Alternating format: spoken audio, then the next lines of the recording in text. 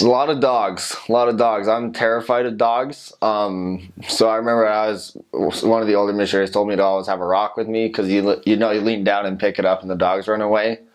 Yeah, so there are a lot more dogs in Chile than there are in the States for sure. My first area was like 2 minutes away from where we met our trainers.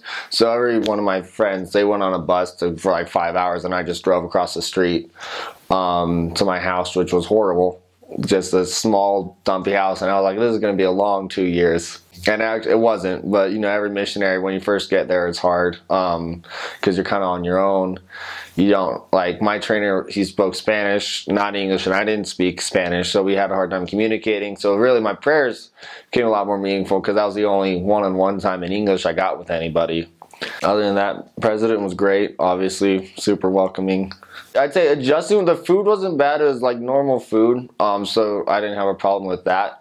Mostly just the dogs and the Spanish was really hard. Like I felt like before mission I wanted to go to the States and speak English because I felt like I'd just be able to make an immediate impact. And then in the MTC, English elders would come and go and we were still there. And then once I got there, I felt like I wasn't helping anybody at all. So that was the hardest thing for me, just thinking like, God, I told you this wasn't going to work out.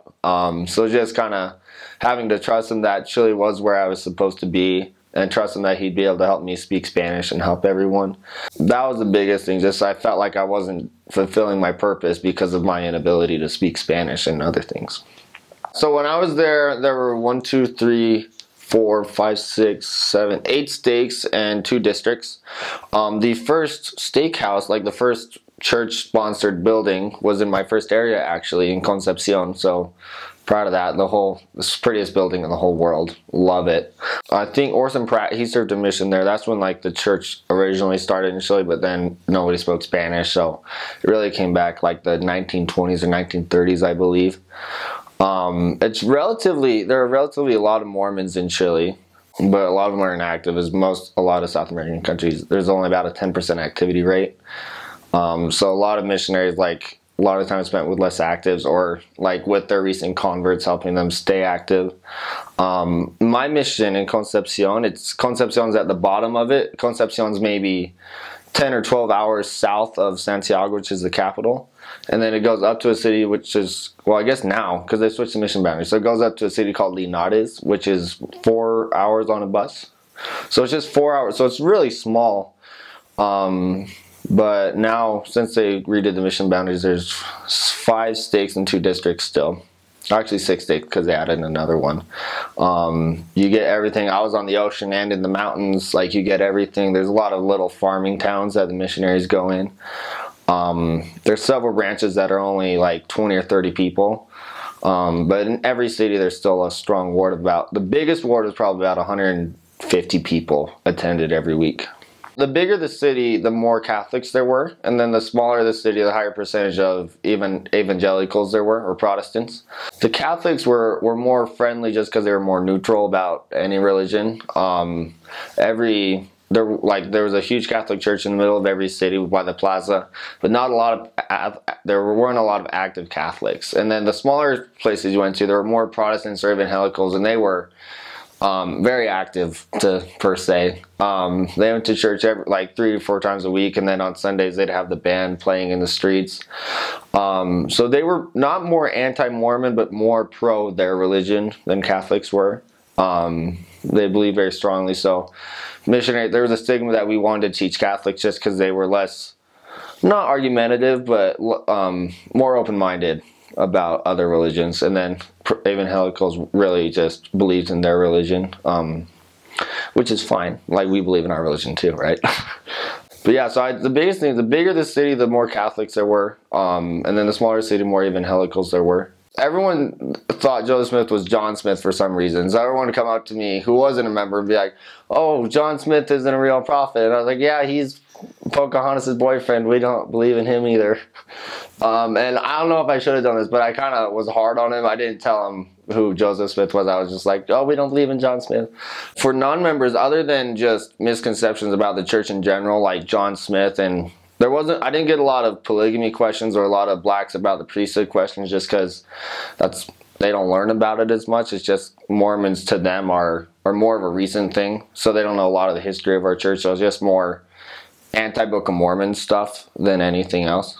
That was the biggest thing. It's just they don't believe in the Book of Mormon. It's just the Bible. So that was their biggest criticism of our religion. Well, obviously the word of wisdom is a big one, and the law of chastity. There were a lot of the word of wisdom. Obviously, you can't live.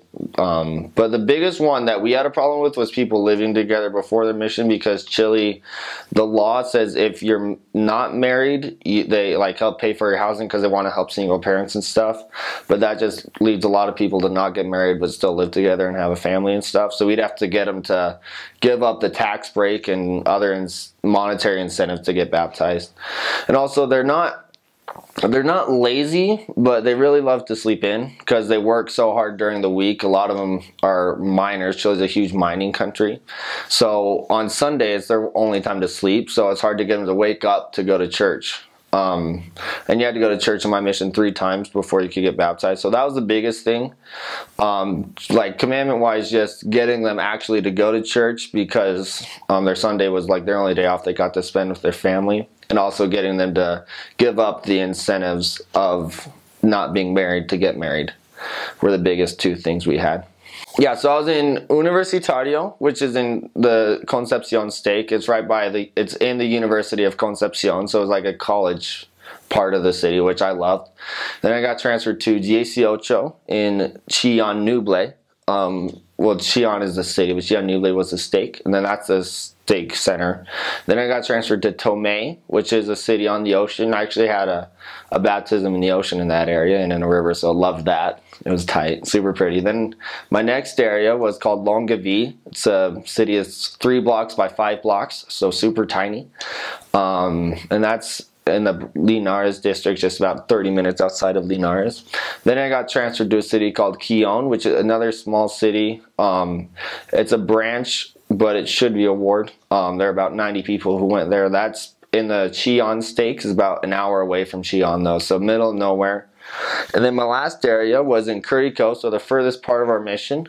The ward was called La Alameda, so again the stake center. There were elders and sisters. The elders worked in it's called the Campo, but like the farming town. And then the sisters got to work in the city just because the elders had to ride a bike about half an hour just to get to the area. So I had 6 areas. Started at the bottom, then ended at the top. In Chile, they have regions. There's 15 regions. And in my mission, Concepcion's in the middle of what's called the Biobío region, because there's a river called the Biobío River, which is actually the Concepcion temple, super pretty looking right over that. But in our mission, the Biobío went from Concepcion to Chillán, so about 2 hours. The bottom 2 hours of our mission were in the Biobío region. And then the region north of that was called the Maule region. I don't know what Maule means, but that was from, in our mission, Parral, which was the next city from Chillán, up to Curicó, but the Maule region went a little past that. But just in my mission, that was the 2 regions. In the Biobío region, my first 3 were, and then, so Concepcion, Chillán, and Tomé were all in the Biobío region. And then also Quillón, my 5th area, I had to come back down into the Biobío region. And then I only had 2 in Maule. So Longaví, which was right outside Linares, and then Curicó. We're in the Maule region.